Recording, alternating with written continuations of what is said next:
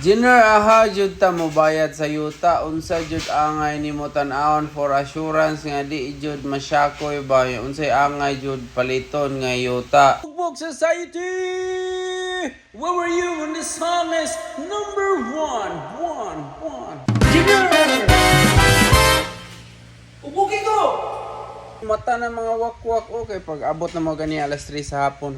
Nangatog mi dito, di gimada sa biyahe. Hapon man ron dito sa Canada. Madam, ang imong palitan sa yuta kay kana yung nakangalan mismo sa title or tax deed. Ano gyud ay pinaka-safety ha. Karon kung ang nagbaligya dili siya ang nakangalan, pangutan-a unsa iyahang katungod nganong siya'y nagbaligya. Special power of attorney or usa siya sa heredero, pasabot usa ba siya sa anak sa original nga tag-iya nga nakangalan sa papel. Ang sunod nimo bangutana, pila sila ka buok man nag-igsuon and nagpirma basad ang ubang igsuon. Kung siya ray mo pirma ang nagbaligya nimo, dapat naa sila extrajudicial settlement of partition. Ana nga dokumento gikan na sa abogado. Sipilit didto kung pila ilang bahin unya na ay pirma nila tanan unya na ay notaryo. Ha? Pasabot sa papel nag-iyahay na ang mga igsuon, pwede na sila makabaligya. Daghan na ba kay mga nag-igsuon nga nagtinig basay sa yuta.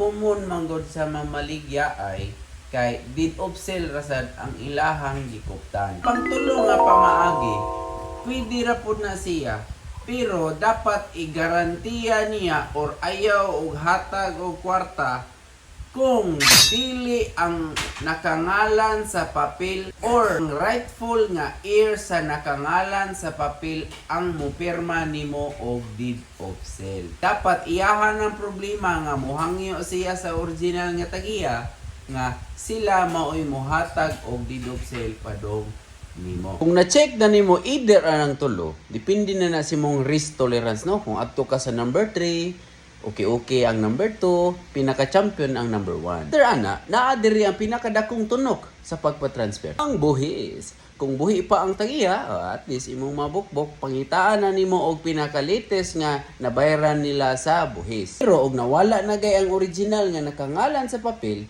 kinahanglan ka mangita sa heredero o estate tax. Pinakasimple nga way nga para mahibaw ka nga ilan ang nabayaran is na sila mapakita nga e-car, Electronic Certificate Authorizing Registration. Una ihatag nga dokumento sa BIR kung ilan na yung nabayaran tuod ang estate tax. Ganda ba kigigayon nga mangutana ka sa tagiyan, nabayaran na ninyo ang e-car?